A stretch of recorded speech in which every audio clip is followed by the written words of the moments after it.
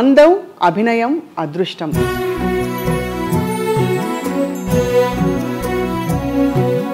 అందుకే వారు మాత్రమే మహానటి అయ్యారు.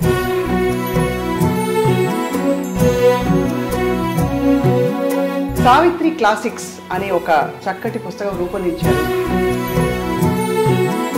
అమ్మని ఇలా చూస్తే ఏమనిపిస్తుంది మీకు? అమ్మని ఎదురుగా చూస్తున్నట్టుంది. లుక్స్ వెరీ లైవ్లీ కదా. క్లాసిక్స్ అని అన్నారు కానీ ఫోటో కూడా క్లాసిక్ గా ఉంది. సావిత్రి గారికి మీరు ఎంతటి వీరాభిమానం అంటే మన పరిచయం ఏర్పడినప్పటి నుంచి తెలుసు. ఈ పుస్తక రూపకల్పన అసలు ఎక్కడ మొదలైంది? అంటే ఒక ఆర్కైవిస్ట్ గా నా దగ్గర లాక్స్ లో ఫోటోగ్రాఫ్స్ ఉన్నాయి తెలుగు సినిమాకి సంబంధించి. 6 లక్షల ఫోటోగ్రాఫ్. ఇదంతా చేయడానికి కూడా నాకు సావిత్రి గారి మీద ఉన్న ఇంట్రెస్ట్ నుండి స్టార్ట్ అయింది. ఇక్కడ ఏదో జన్మలో ఒక బంధం ఉంది అన్నట్లు ఉంటారు ఆవిడ. మీరు తెలుగును ఎందుకు ఎంచుకున్నారు అని ఒక ప్రశ్న.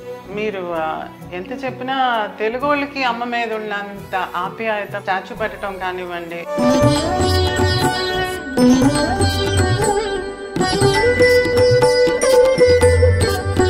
ఒక ఫిలిం తీసుకుంటే సంజయ్ రాసింది కానీ చదివేసి తర్వాత కానీ ఆ ఫిలిం చూస్తే మనం ఆ ఫిలింని చూసే యాంగిల్ మారిపోతుంది.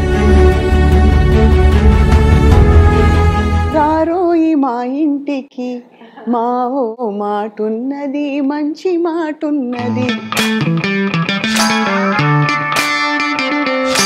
సావిత్రి గారి విలక్షణత ఏమిటి? 10 పేజీల డైలాగ్ని ఆవిడ ఒక ఎక్స్ప్రెషన్తో చెప్పగలరు. చూడండి, అంటే ఆవిడ జీవించటానికే పుట్టారు.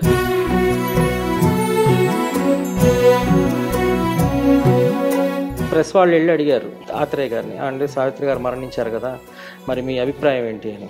ఈ సావిత్రి మరణించదు, మరో సావిత్రి జన్మించదు. తలుచుకుని ఇంకా ఉండుంటే బాగుండని అమ్మ ఎన్ని సందర్భాలు ఉంటాయి. ఆ టచ్ కూడా నాకు మీ అందరి దగ్గర వస్తుంది. When you hug me,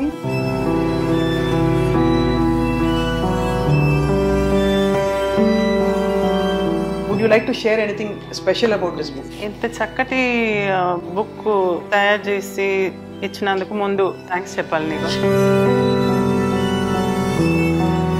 I'll just take a minute. Yeah.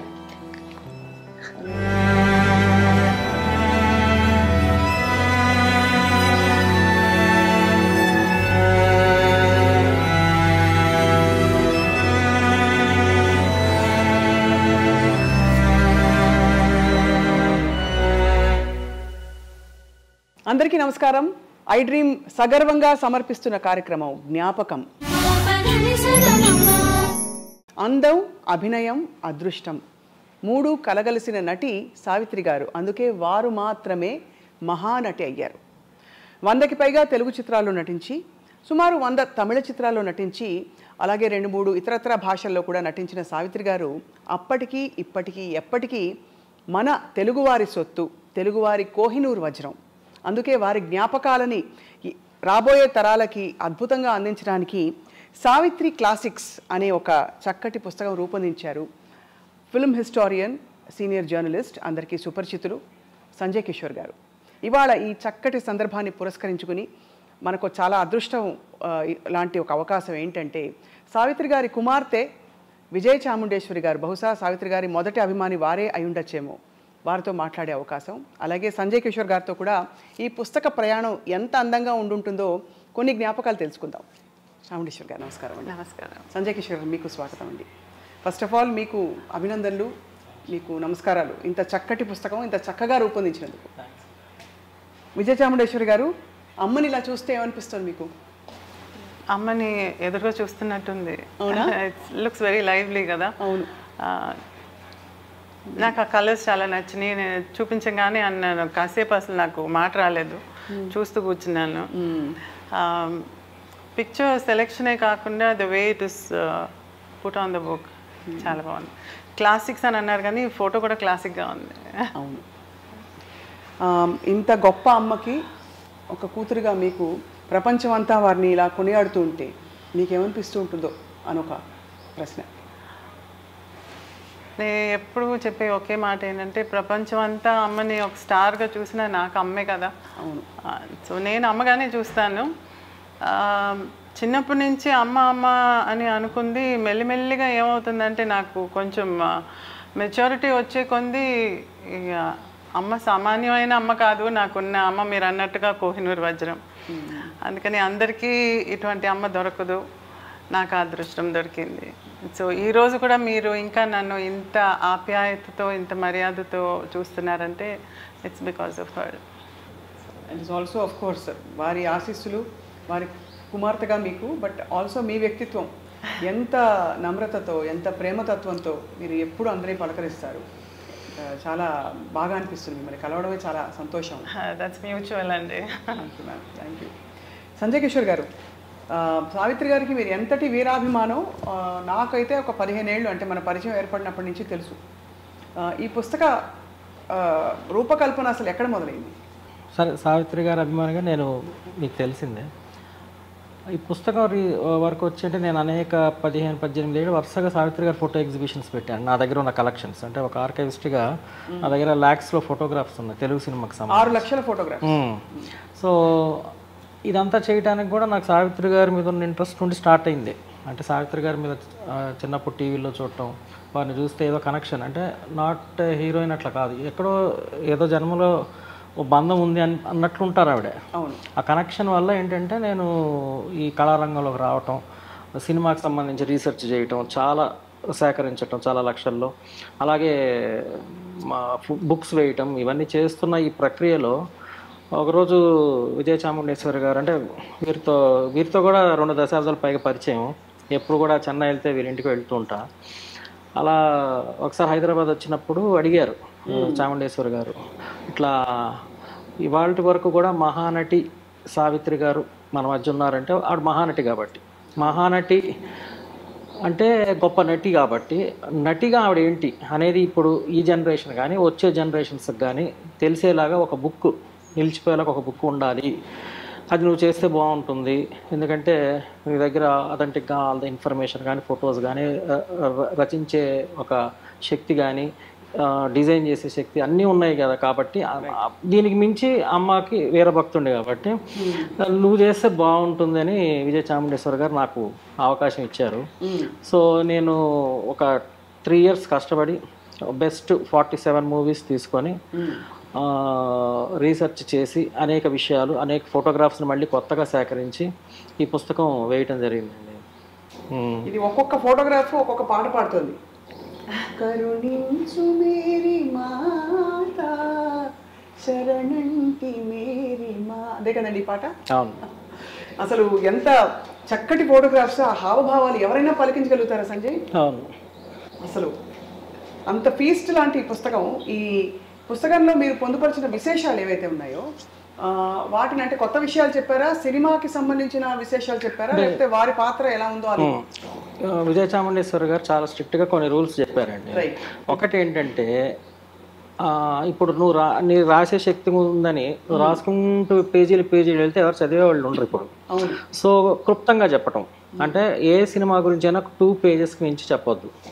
తర్వాత చెప్పినప్పుడు ఒక సినిమా తీసుకున్నప్పుడు సినిమా స్టోరీ గురించి కొంచెం చెప్పాలి. అక్కడ నుంచి ఆవిడ పాత్ర విశేషాలు, అప్పుడు ఏమైనా జరిగిన సంఘటనలు, ఇవన్నీ మనం కవర్ చేయాలి. సో ఆ స్టోరీ కూడా సావిత్రి యాంగిల్లోనే చెప్పమన్నారు. అంటే సావిత్రి గారి యాంగిల్ ఎట్లా అంటే, ఇప్పుడు గుండమ్మ కథ ఉందనుకోండి, గుండమ్మ కథ అనగానే ఎస్వి రంగారావు గారు ఒక జమీందారు, ఆయనకి 2 కొడుకులు ఉంటారు, ఈ 2 కొడుకులకి గుండమ్మ గారి కూతుర్లు అని ఇట్లా వెళ్తుంది స్టోరీ. ఇక్కడ ఏంటంటే సావిత్రి గారి నుండి స్టార్ట్ అవ్వాలి స్టోరీ. సావిత్రి గారు ఒక గయ్యాళి అమ్మకి సవతి కూతురు, ఆవిడకు ఒక సవతి మీన్స్ సిస్టరు, ఇట్లా స్టార్ట్ అవ్వాలి. అంటే సావిత్రి గారి యాంగిల్ నుండి సినిమా స్టార్ట్, అంటే స్టోరీ అంతా చెప్పగలిగి అందులో విశేషాలకు వెళ్ళి అచ్చంగా సావిత్రి గారినే మనం మొత్తం చేస్తూ వెళ్ళాలన్నమాట. సో ఆ విధంగా ఇవన్నీ పరీక్షలు నాకు, అంటే జనరల్గా స్టోరీ రాసుకుంటూ వెళ్ళడం వేరు. సో సావిత్రి గారి యాంగిల్లో స్టోరీ చెప్తూ, ఇంకా మీరు చదివితే అందులో సావిత్రి గారి మైన్యూట్ ఎక్స్ప్రెషన్స్ గురించి, ఆవిడ ఎందుకు అంత గొప్ప నటి అనేది, ఇవన్నీ చాలా డీటెయిల్గా చెప్పా. చాలా అద్భుతం అసలు, సేకరించడమే చాలా. ఫొటోస్ కూడా నా దగ్గర చాలా వేలల్లో ఉన్నాయి సావిత్రి గారు. చివరికి మిగిలేది కాదు, ఇది వేరే. అంటే ఆవిడ చివరిలో పిచ్చిది అయిపోతారు హాస్పిటల్ నర్సుగా, నవ్వుతూ ఏడుస్తూ లాస్ట్ లో మళ్ళీ ఆ సీన్ అండి, అది one of the best films. అంటే ఇందులో చూడలేకపోయాం సావిత్రి గారిని, చివరి విజయ చాముండేశ్వర్ గారు అమ్మ అన్ని రకాల పాత్రలు నటించారు కదా, మీరు ఫస్ట్ ఆఫ్ ఆల్ అన్ని 200లకు పైగా సినిమాలు చూసేసి ఉంటారు కదా, చూడలేదా? నేను అస్సలు అమ్మ సినిమాలు చూసేదాన్ని కాదు. ఎందుకంటే హాలిడేస్ టైంలో నన్ను షూటింగ్కి తీసుకెళ్ళేది. ఆ సెట్లో చూసి ఎంతసేపు గ్లిజరిన్ వేసుకును, లేకపోతే ఏడవను, పెద్ద పెద్ద డైలాగులు చెప్పను, ఇవి ఎక్కువ చూశాను. నేను చూడలేక బయటకు వచ్చేసేదాన్ని. అప్పుడు అమ్మ వచ్చి పక్క సెట్లో ఏదైనా జాలీగా ఏదైనా డాన్సులు గిన్సులు ఉంటే అక్కడ పోయి చూడమని చెప్పి పంపించేసేది, లేకపోతే నేను విజయ స్టూడియోస్లో ఆడుకుంటూ ఉండేదాన్ని అనమాట. సో అమ్మ సినిమా అంటే ఏడుపు అనేది పడిపోయింది నాకు తల్లో, నేను చూడను. ఒక్కసారి మాత్రం అమ్మ ఫోర్స్ చేసి నన్ను ఒక మూవీకి తీసుకెళ్ళి తెగ ఏడ్చి నేను బయటకు వచ్చేసేటప్పటికి ఇంకా నేను అడగనులే అని చెప్పి వదిలేసింది అమ్మ కూడా. సో గంగాకి లహరే అని చెప్పి ఒక హిందీ మూవీ చేస్తే అందులో నన్ను మా అక్క నారాయణిని తీసుకొని పోయి షూటింగ్కి బాంబేకి తీసుకెళ్ళారు. మేము ఆడుతూ అక్కడ ఉన్నాము, షూటింగ్కి తీసుకెళ్ళింది. ఏదో ఒక సీన్లో అమ్మ బ్రిడ్జ్ మీద అలా నడిచి వెళ్తుంటే అలా చూస్తుంటే గబుకుని దూకేసింది నీళ్ళలో. సూసైడ్ సీన్ ఏదో. మని ఏడ్చి ఇంకా గందరగోళం, జ్వరం వచ్చినంత పని అయింది నాకు. అమ్మ స్విమ్ చేసుకుని వచ్చేసింది బయటికి, అది వేరే సంగతి. She's a good swimmer. కానీ అటువంటివన్నీ చూసినప్పుడు నాకు అప్సెట్ అయ్యేది. సో నేను చూడనంటే ఆఖరికి నిదానంగా నేను చూడగలిగిన మూవీ ఏంటంటే మీ అందరికీ తెలిసిందే మాయాబజార్, గుండమ్మ కథ, మిస్ అమ్మ, ఇటువంటి సినిమాలు కొంచెం జాలీగా ఉండే. నవరాత్రి, అందులో రకరకాలుగా ఉంటుంది, మరి ఆ పిచ్చి హాస్పిటల్ పాట, అవన్నీ చూసి చాలా జాలీగా ఉండే మాత్రం చూసేదాన్ని. ఇప్పుడు మా ఆయన పెద్ద ఫ్యాన్ అండి అమ్మకి, అందుకని ఆయన అమ్మ సినిమాలు చూడకుండా ఉండలేరు. రోజు ఏదో ఒకటి వేసి చూస్తూనే ఉంటారు. ఏదైనా ఒక మంచి సీన్ వచ్చినప్పుడు మాత్రం నన్ను ఫోర్స్ఫుల్గా తీసుకొచ్చి కూర్చోబెట్టి, చూడు ఆ ఎక్స్ప్రెషన్ చూడు, ఇది చూడు, ఆ కదలిక చూడు, ఆ కళ్ళు చూడు, ఈ ఎక్స్ప్రెషన్లో, ఈ యాంగిల్లో అని చెప్పి అన్నీ ఎక్స్ప్లెయిన్ చేసేవారు ఆయన.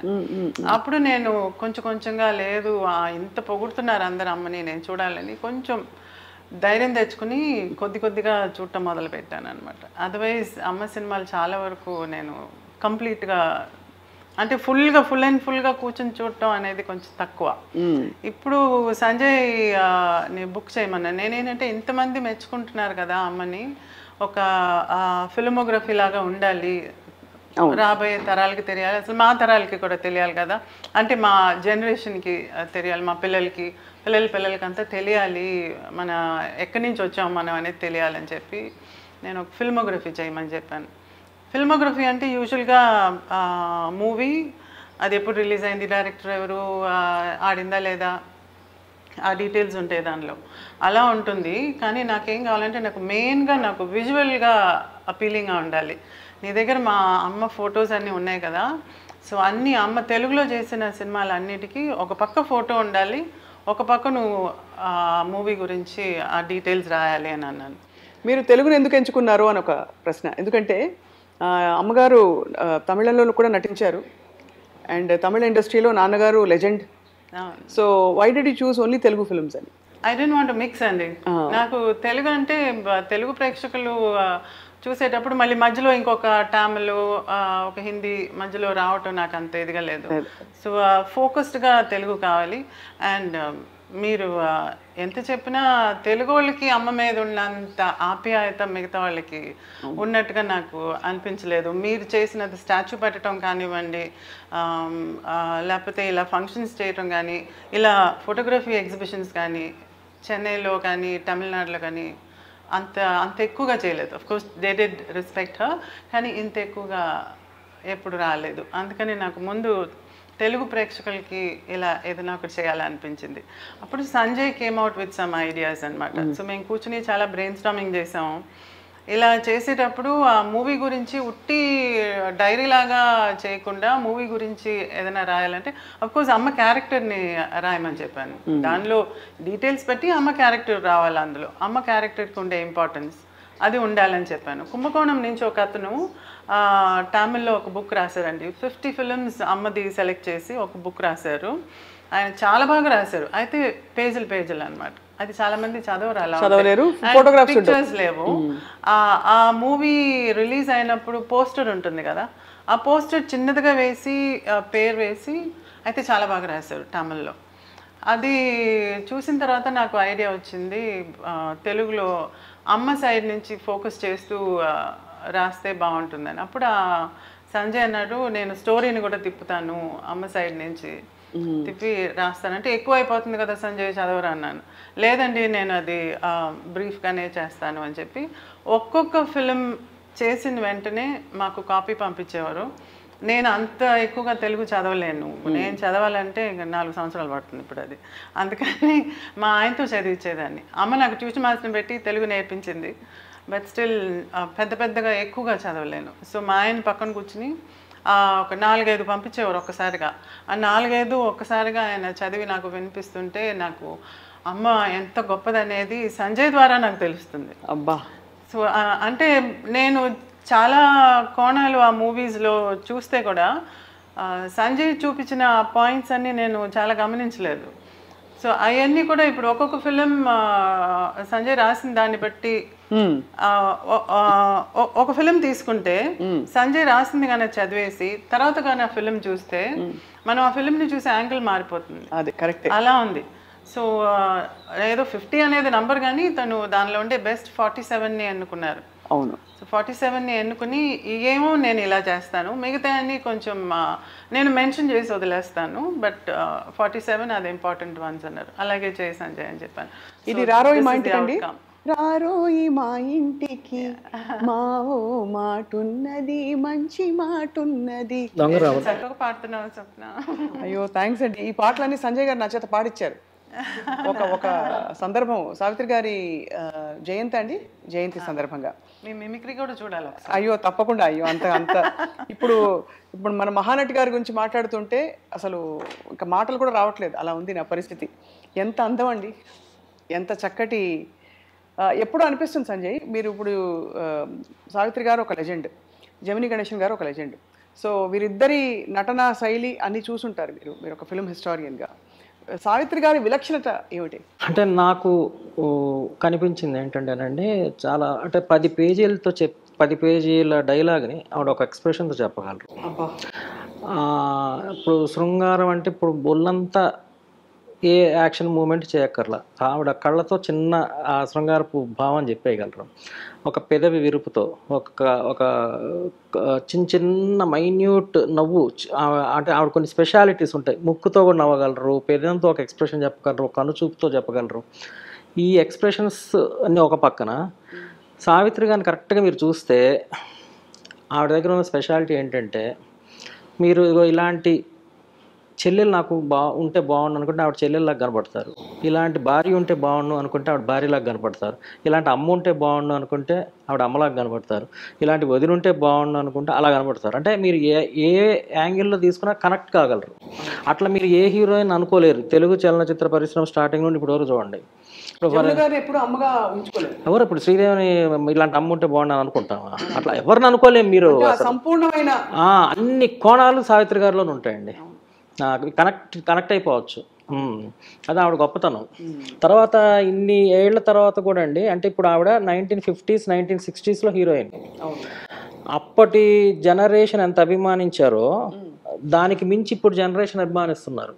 ఆవిడ చనిపోయే 40 years దాటింది.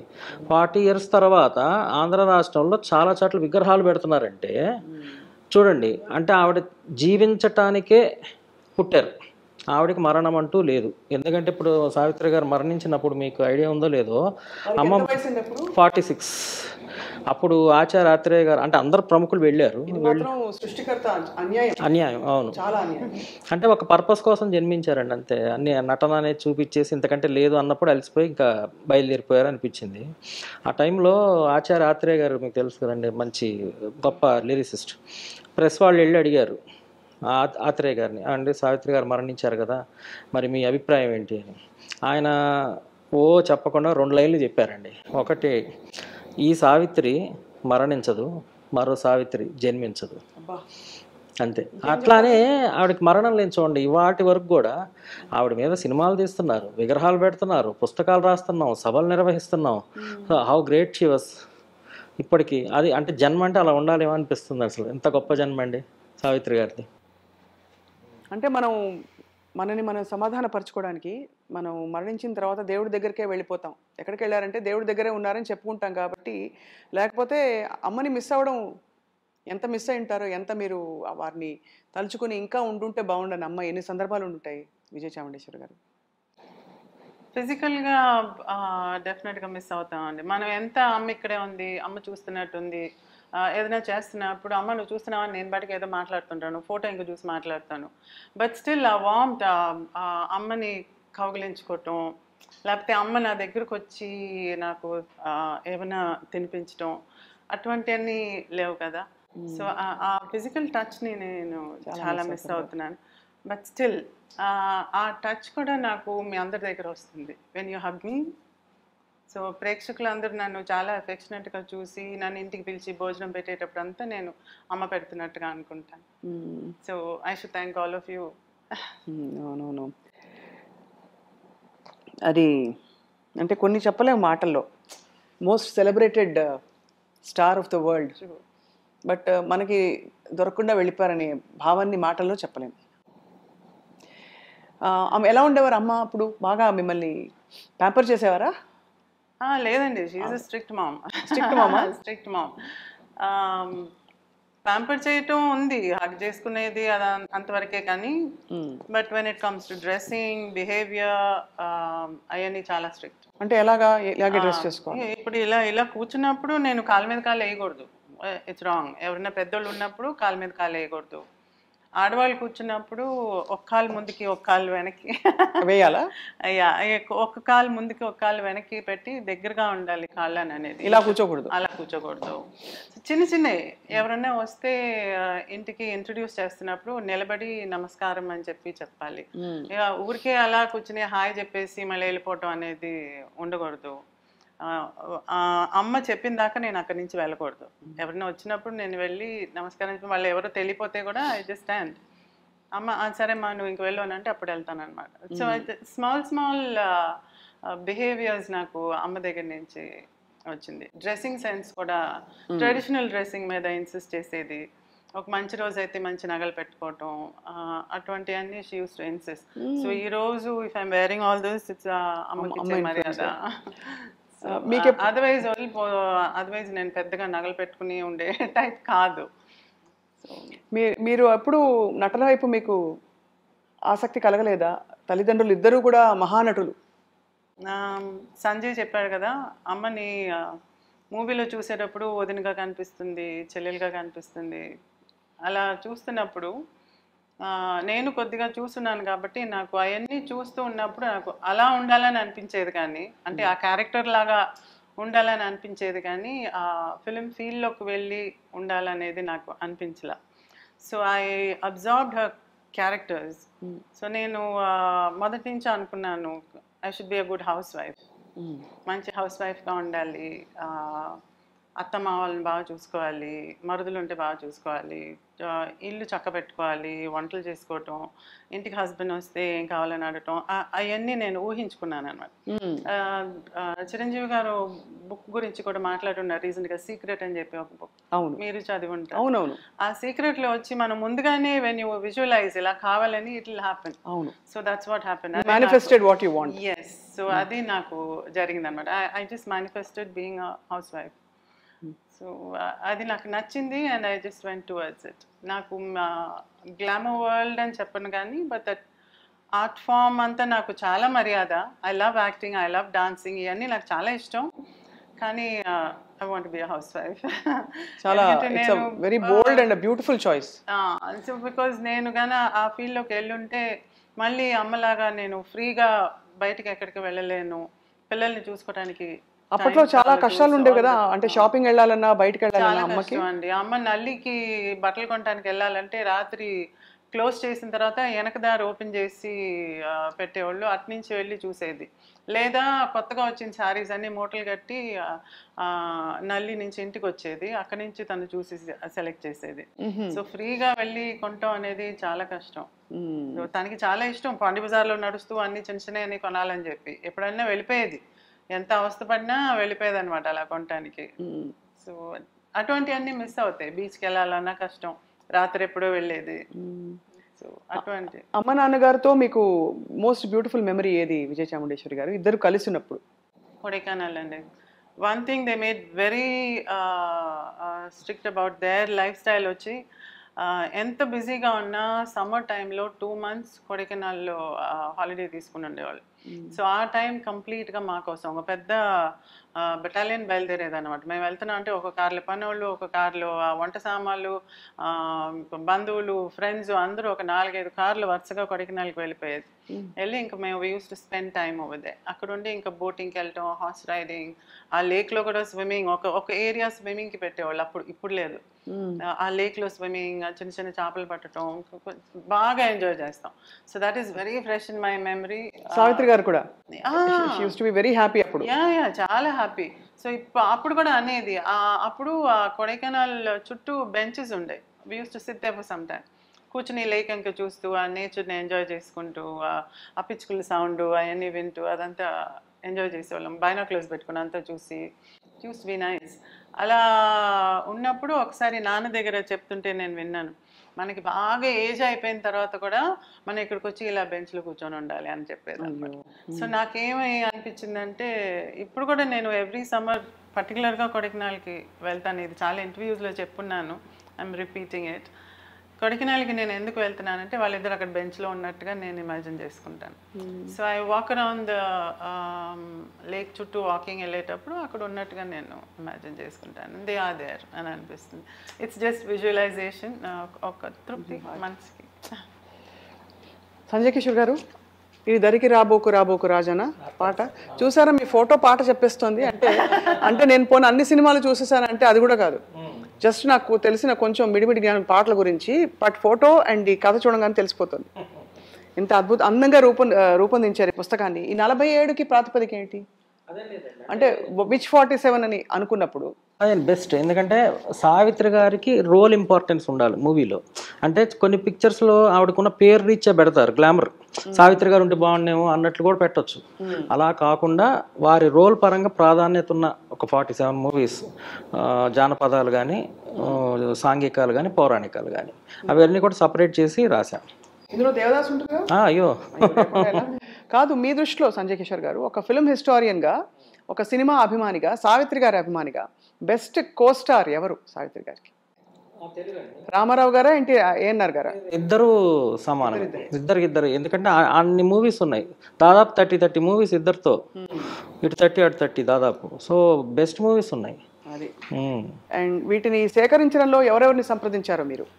ఇది ఒక్కరోజు ఇప్పుడు ఈ 2 ఏళ్ళు కాదు కదా, నా చిన్నప్పటి నుంచి కదా, నా ఇంటర్ నుంచి చేసింది కాబట్టి ఇది ఆయన ఫస్ట్ సావిత్రి గారి ఫస్ట్ మేకప్ స్టిల్ తీసిన నాగరాజారావు గారి దగ్గర నుండి నేను కలిసాను.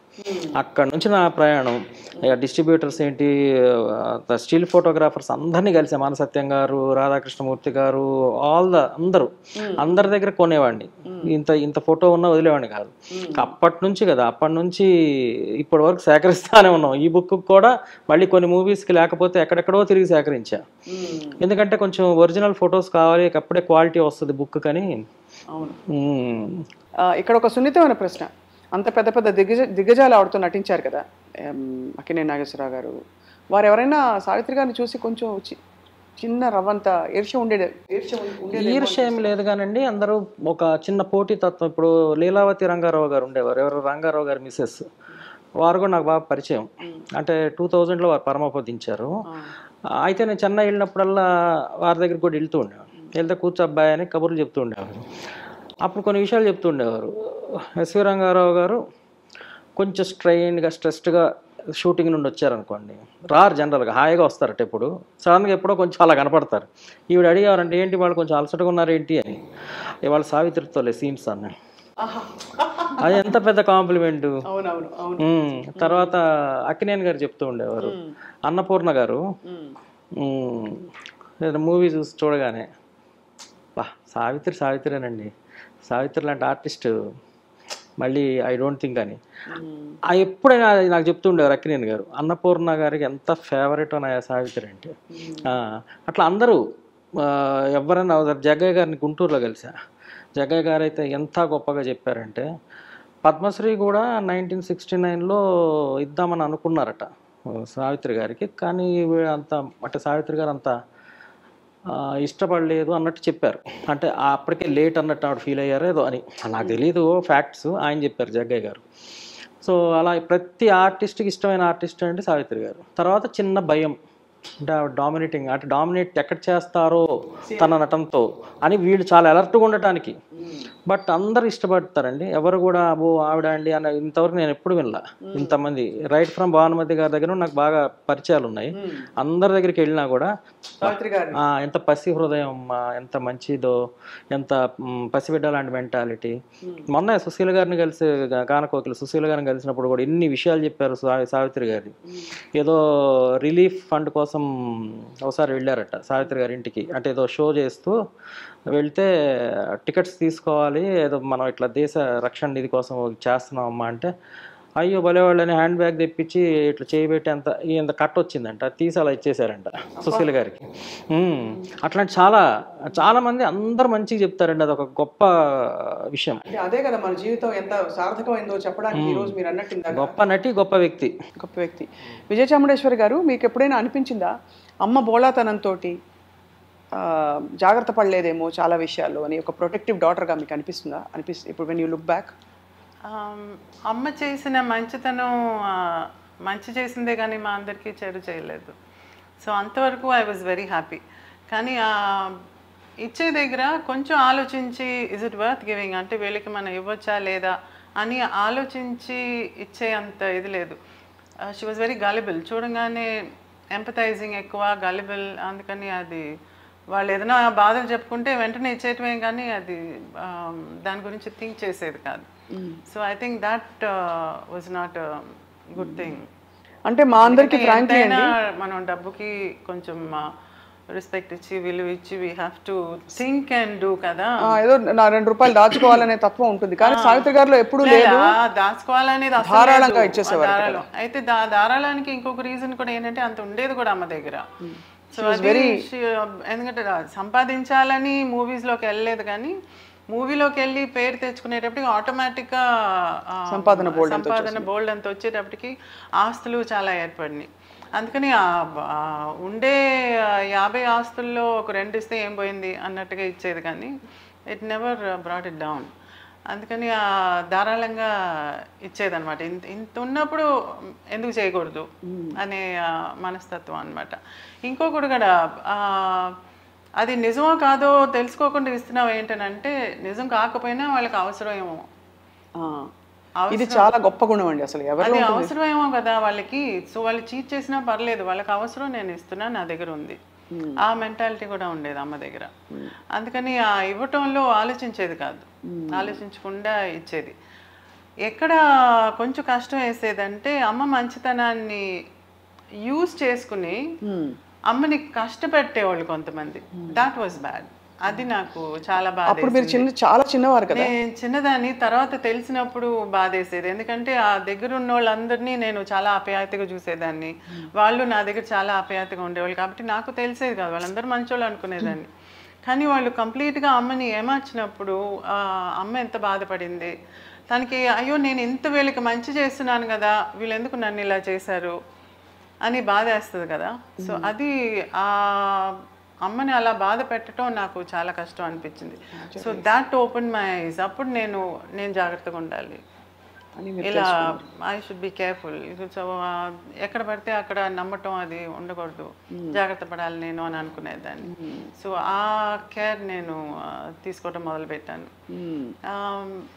నేను అన్నట్టుగా అమ్మ అన్నీ ఇచ్చేసి ఏమీ లేకుండా అయిపోలేదు, ఎక్కువగా ఉండేది, అందులో ఇచ్చేది, అంతేగాని లేకపోతే ఈరోజు మేము ఇలా ఉన్నామంటే అమ్మ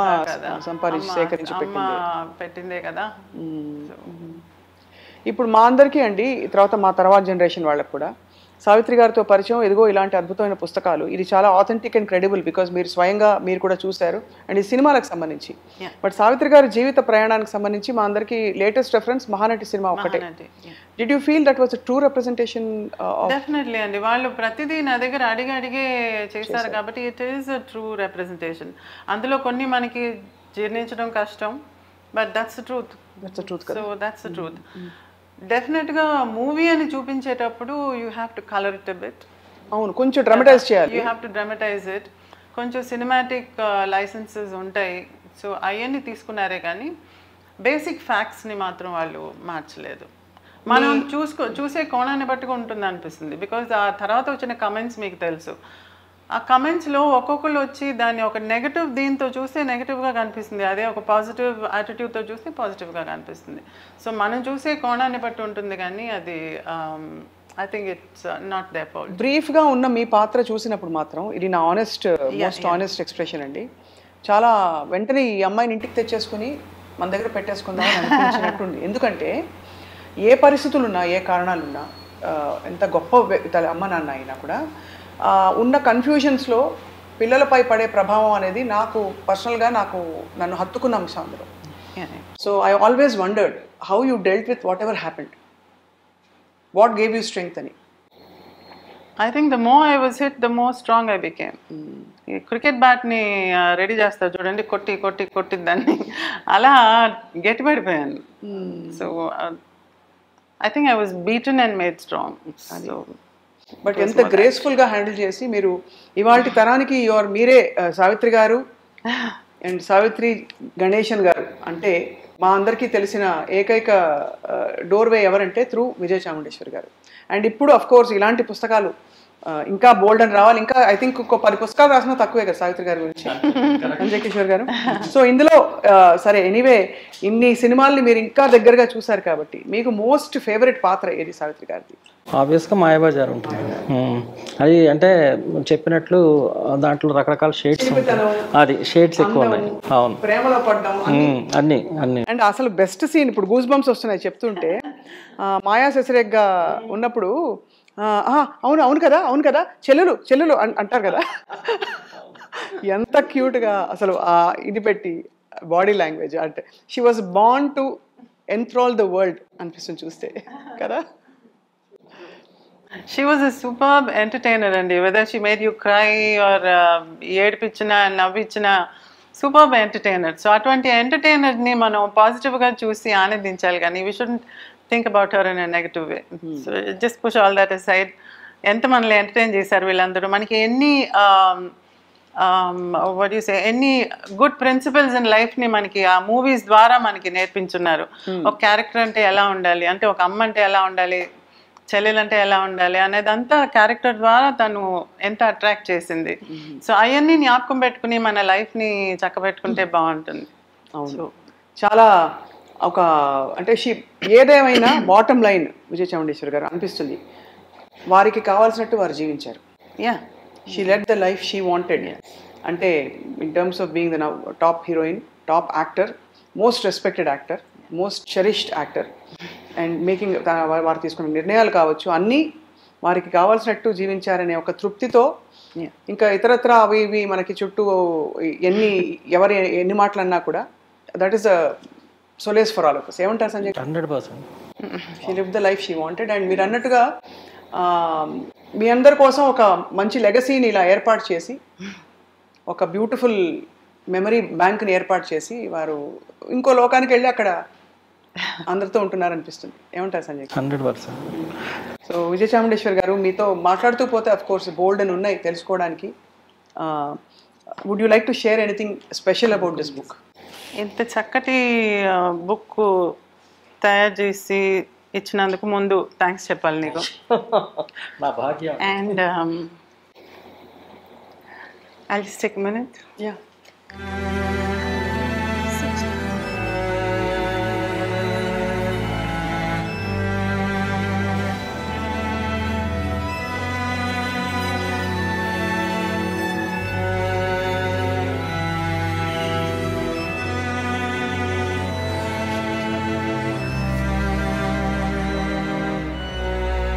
నీవు లేక వీణా పలుకలేనన్నది నీవు రాకరా. సావిత్రి గారి one of the most famous songs.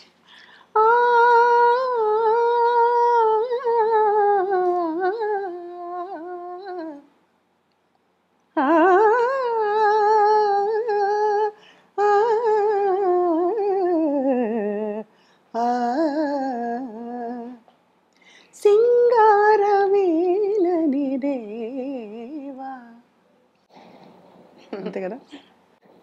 అద్భుతమైన అసలు ఆ పాట ఇప్పటికీ పాడి మార్కులు తెచ్చుకుంటే పెద్ద గొప్ప పాట పాడేసినట్టు. అంటే ఇప్పుడు రియాలిటీ షోస్లో పాడుతున్నప్పుడు కాంపిటీషన్స్లో అంతా ఆ పాట లేకుండా ఉంటలా. రైట్. తమిళ్లో కాంపిటీషన్స్లో అంతా ఈ పాట పాడి ప్రైజ్ తెచ్చుకుందాం. చిన్నపిల్ల. ఇది యాక్చువల్లీ ఈ పుస్తకం చిరంజీవి గారి ద్వారా ఆవిష్కృతం అవ్వడం అనేది. ఈ బుక్ని రిలీజ్ చేయాలి అని అనుకున్నప్పుడు నేను సంజయ్ దగ్గర చెప్పిన ఒకే మాట, ఇది డెఫినెట్గా చిరంజీవి గారి ద్వారానే చేయాలి అని చెప్పాను అనమాట. అంటే ఆయన అమ్మో ఆయన్ని అప్రోచ్ చేయటం అది ఇదంటే లేదా, నాకు సురేఖ అక్క బాగా క్లోజ్. నాకు నేను ఫోన్ చేసి కనుక్కుని ఆయనకి ఎప్పుడు కుదురుతుందో, ఆయనకి ఎప్పుడు ఫ్రీగా ఉంటుందో అలా చేసుకుందాం అని చెప్పి అన్నాను అనమాట. అంటే ఇంకేముందండి, ఇంకా అలా జరిగితే ఇంకేముంది అని ఇదైపోయారు అనమాట. ఆయన రిలీజ్ చేయటం ఏంటి అని చెప్పి. సరే నేను అక్కకు ఫోన్ చేశాను, సురేఖ అక్కకు ఫోన్. నాకు చిన్నప్పటి నుంచి పరిచయం సురేఖ అక్క. అంటే ఆపోజిట్ హౌస్లో నా క్లాస్మేట్ ఆనంది అని ఉండేదన్నమాట. నేను వాళ్ళ ఇంటికి వెళ్ళినప్పుడు తను అక్కడి నుంచి అక్రాస్ ద రోడ్ వెళ్ళి వాళ్ళ ఇంట్లో కూడా కాసేపు కూర్చొని వచ్చేవాళ్ళం. అట్రాక్షన్ ఏంటంటే అక్కడ వాళ్ళందరూ అందంగా సారీస్ కట్టుకునేవాళ్ళు. మేము అప్పుడు ఇంకా లంగాను బ్లౌజే, ఇంకా సారీ దాకా రాలేదు. మాకు అప్పుడు ఆశ, ఇంతకుముందంతా సారీ కట్టుకోవటానికి అదొక ఇదిగా ఉండేది. సో వాళ్ళ ఇంటికి వెళ్ళి వాళ్ళ దగ్గర కనుక్కుని ఎలా సారీ కట్టాలంతా నేర్చుకునేవాళ్ళం అనమాట. సో ఆ సిస్టర్స్ అంటే చాలా ఇష్టం మాకు చిన్నప్పటి నుంచి. అలా పరిచయం అయింది తను చాలా ఆప్యాయతగా ఉండేది. సో నేను సురేఖకు ఫోన్ చేసి ఇలా బుక్ రిలీజ్ వచ్చి ఆయనే చేయాలి అని చెప్పంటే, ఇంకేముందమ్మా అటు ఆయన తప్పకుండా చేస్తారు, ఆయన ఎందుకు చేయరు, నువ్వు చెప్పడమే ఆలస్యం, నువ్వు మొత్తం నాకే వదిలేసేయి, ఇంకా మేమే చూసుకుంటాము, రిలీజ్ అంతా ఆయనే చేసేస్తారు అని అన్నాడు. ఆయన ఒక మాట అలాగే లేని ఆయనకి ఒక మాట మాట్లాడేసి ఆయనతో మాట్లాడిస్తాను, కానీ అంతా నాకు వదిలేసి మేము చూసుకుంటాం అనేది. నేను ఫోన్ పెట్టేసి ఇదేంటి అంతా నేనే చూసుకుంటాను అంటది ఏంటి. నేను సంజయ్ దగ్గర చెప్పింది ఏంటంటే సింపుల్గా చేసేద్దాము, పెద్ద స్టేజు అందరు మాట్లాడటం ఇదంతా కాకుండా నాకు ఫోకస్ అంతా నాకు చిరంజీవి గారి మీదే ఉండాలి. చిరంజీవి గారు ఆయనకి అమ్మ మీద ఉండే అభిమానం అది కనపడాలి. అందుకని ఇంటి దగ్గరికి వెళ్ళి మనం బుక్ రిలీజ్ని ఇంట్లోనే చేసేద్దాము, మీడియాకి చేస్తే సరిపోతుంది, anyway media so strong, so అది ఎనీవే రీచ్ ఉంటుంది, సో ఇంటికి వెళ్ళి చేద్దాం అని చెప్పాను. డైరెక్ట్గా వెళ్ళి ఒకసారి పిలిస్తే ఇన్వైట్ చేస్తేనే బాగుంటుంది మర్యాదగా, ఏదో ఫోన్లో చెప్పింది కదా అని చెప్పేసి వదిలేయకూడదు, వెళ్దామని చెప్పాను అనమాట. సరే మేము ఒక డే చూసుకుని ఎప్పుడు ఇంట్లో ఉంటారని కనుక్కుని ఇంటికి వెళ్ళి, అందులో పద్మవిభూషణ్ కూడా వచ్చింది కదా, అందుకని ఆయన్ని ఆనర్ చేసి ఇలా చేయాలని అంటే ఆయన వెంటనే ఇంట్లోనా ఎంత సింపుల్గానా, మహానటి కదమ్మా అని చెప్పి ఆలోచించి ఎవరెవరిని పిలవాలని లిస్ట్ వేస్తున్నారు ఆయన. నేనుండి లేదు ఇంట్లోనే పెట్టుకుందాము, ఆ అమ్మకి నేచర్ అంటే ఇష్టం, మీ ఇల్లు చాలా అందంగా ఉంది, అమ్మ ఇంటికి వచ్చినట్టుగా అనుకోండి, ఇక్కడ చేసేయండి అని అంటే, రేపు చేసేద్దామా అని అన్నారు. అంటే అని అన్నాను. అదేంటి అని అన్నారు. తర్వాత ఆయన జోక్ వేశారనమాట. చేసి తర్వాత నాకు వదిలేయమ్మా నేను చూసుకుంటాను అని అన్నారు. ఓకే అని చెప్పి ఇంక నేనేం చెప్పేది, అందుకని నేను సరే అని చెప్పేసి ఇంటి ఆడపడుచు వచ్చిందని చెప్పి నాకు చీరంతా పెట్టి మామూలుగా ఇంట్లో ఆప్యాయతగా కాసేపు మాట్లాడుకుని కబుర్లు చెప్పుకుని వచ్చేసాను ఇంటికి.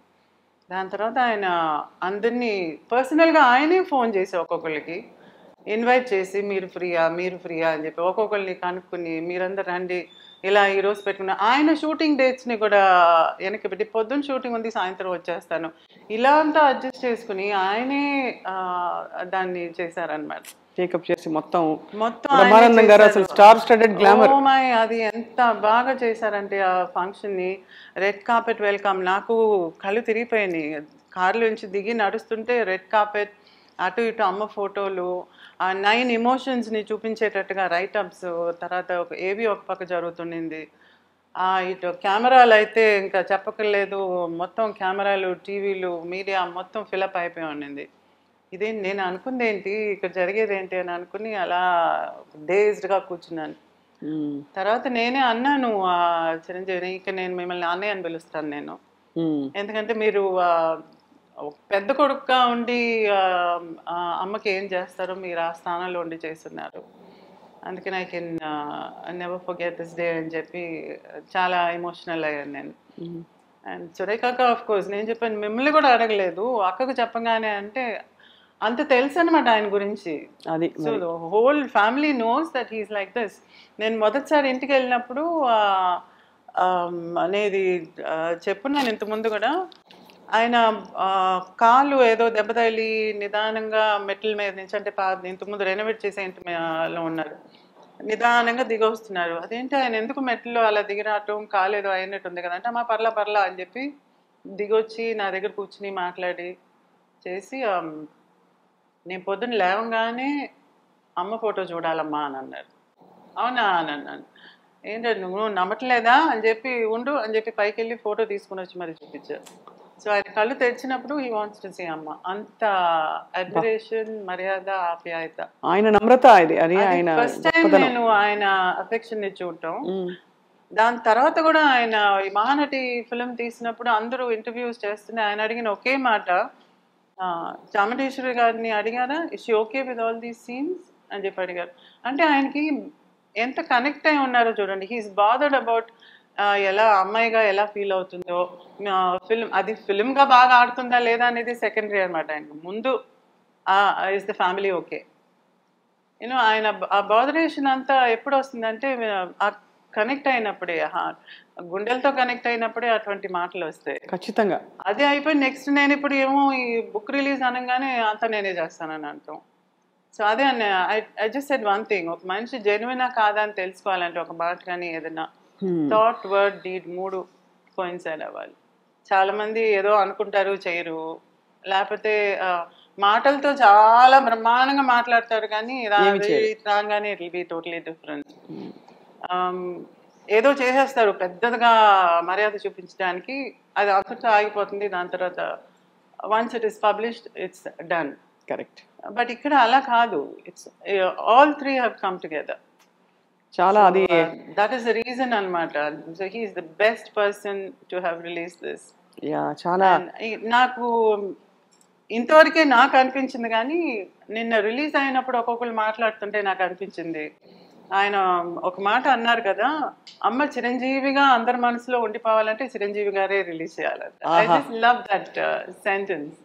అండ్ ఇంకొకటి బ్రహ్మానందం గారు చెప్పింది ఏంటంటే, ఈరోజు యంగ్స్టర్స్ మైండ్లో కూడా అమ్మ నిలిచిపోవటానికి మహానటి ఒకటే కాదు, ఇటువంటి మనిషి, he's superstar, megastar కదా ఆయన. సో అటువంటి ఆయన అడ్మైర్ చేసే ఆ మహానటి గురించి బుక్ ఆయన సొంతగా ఇలా చేయటం అని అంటే, they will also get attracted towards అమ్మ కదా.